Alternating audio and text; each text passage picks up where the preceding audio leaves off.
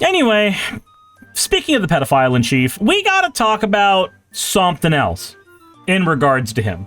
And I think it's a little wacky, a little weird, a little strange, maybe. But you know how the Voting Rights Act was recently gutted? Well, Donald Trump has some words that he thinks you should live by in regards to the Voting Rights Act. He has some things he thinks you should do because of that. But first, I want to go ahead and talk about fan art before we get into that. This one's from Poppers. This said, "Why so serious? I drew Suris as a lawyer. It's fun to draw. Boy, I wish I was even a fraction as smart as I needed to be a lawyer. Holy shit. Between my memory and me being an absolute imbecile, I couldn't. But I appreciate the vote of confidence." As always, thank you for your fan art submission. If you want your fan art to be shown in a future video, the best way to do so is to drop it into the fan art section of the Discord. That said, let's go ahead and get into this right here. No! Don't like that face. Not a fan of that face. Would prefer less of that face in my life. That you did that on purpose. You did that on purpose. After the Supreme Court gutted a key provision of the Voting Rights Act, President Donald Trump insisted over the weekend that Republicans should rig political maps in their favor ahead of the upcoming midterms, even if it means scrapping active elections. In his latest alarming outburst on social media, Trump said Sunday that the Supreme Court's 6-3 decision required states to redraw their electoral maps, claiming that races held under the current maps would be unconstitutional.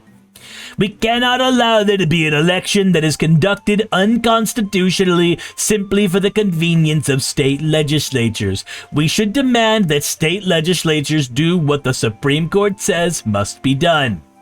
Trump claims that redistricting after Calais would give Republicans more than 20 seats during the upcoming midterms. He also endorsed interrupting active elections to ram the gerrymanders through, even though thousands of votes have already been cast. If they have to vote twice, so be it. The Supreme Court's decision all but vacated a provision in the Voting Rights Act restricting racial gerrymandering and racial discrimination in voting by declaring Louisiana's congressional map, which included 2 majority black districts, unconstitutional. In response to the court's decision, Louisiana Governor Jeff Landry declared an emergency and halted ongoing U.S. House primaries in the state to allow the GOP-controlled legislature to enact a new gerrymander before the midterms. Yenzo says this is fucking ridiculous. It is. It is. Remember, the guy who told you that the Democrats were cheating to steal an election from him, that guy who was so confidently telling you about how rigged the election was, is actively telling you in his own words, rig the next election. That's what he's doing. In no uncertain terms. Not even a little bit. Robbie says they can't win if they don't cheat. You're right. They can't. The Supreme Court's decision all but vacated that provision. In response to the court's decision, Louisiana Governor Jeff Landry declared an emergency. Beyond Louisiana, the ruling has also triggered an onrush of Republican redistricting efforts in Alabama, Mississippi, South Carolina, and Tennessee, all of which are aimed at wiping out black political power.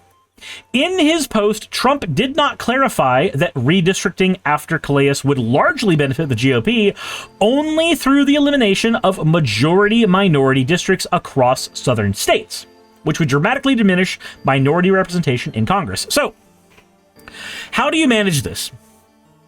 As an example, let's say that I wanted to gerrymander Georgia, and I knew that the black voting population centers are in Marietta and Atlanta. So, I have 2 ways I can go about this. I could either give those cities their own district so that there will always be more rural districts with less black representation and therefore a higher likelihood of voting Republican. Or, alternatively, another fun way is by districting such that a city gets cut into thirds and fourths. In so doing, you could be in 2 different parts of the city and then find yourself in 2 different districts as a result. So if the population of a city is, say, 100,000, we'll use the Raccoon City population, 100,000. And of that 100,000, because it is a population center, there's going to be a higher diversity of races there. And in that higher diversity of races, if you can make sure that only a small cut of your wedge that you create a district with includes the city, but you can spread the wedge out into the rural countryside as far as possible so that you can get more votes that can outnumber the people in the city, then you will have effectively destroyed the city's ability to vote as a unit, because no part of the city gets to vote as a unit. Cal, thank you for gifting 5 community subs. I appreciate it. So Democrats need to gerrymander just as hard? They do. Now, cutting a city in half through gerrymandering actually has a term. It's called cracking. You split a concentrated community or a voting block into multiple districts to dilute their voting power. The thing that I just suggested to you is not a hypothetical. It is a thing that has been done before, such that a term exists for it. It is called cracking a city, which, you know, in modern parlance, sounds a bit like your metropolis sexual. I was going to say metrosexual, but that word actually means something else. So, you sure you can say that word on Twitch? Metropolis sexual? Or city? Anselin says Missouri's 3rd district now looks like a stripe across the state. Facing disastrous polling ahead of the midterms, Trump and the GOP have turned to politically gerrymandering electoral maps in their favor. The Supreme Court ruling last week likely made it much easier, though Democrats have vowed to respond with political gerrymanders of their own. Good. If your rapist-in-chief is actively telling everybody in no uncertain terms, cheat, cheat, if you're not cheating, you're not winning. If he's actively doing that, then you should just do it as well. Things have escalated. Your opponent has brought the gun to the knife fight. It is up to you to pull your gun out. Will says the next president needs to toss out all the justices for corruption and reform the Supreme Court rules before putting in new justices. So, Will, I agree ethically. I do. My problem is that if a United States president were to have the power to do that, then all it would take would be the next US president to undo it. Anytime a president does something via executive order like that, it can be auto-undone by the next president with a stroke of their pen. It's how executive orders work, by and large. I want that thing that you are suggesting because I believe it is a right and true thing to do, given the evidence we have right now. But if we use that system becomes one that can forever be used so that the Supreme Court can always be stacked. And if the Republicans can get the Supreme Court stacked, like they have right now, they can get things like redistricting put in for them, provisions put in via the Supreme Court legislating on shit. And those provisions can be used so that they can always maintain their power. That is the point of this, is for the Republicans to maintain their power. I believe in my heart of hearts that yes, the Supreme Court is corrupt right now, and yes, it needs to cease existing in its current form and be redone.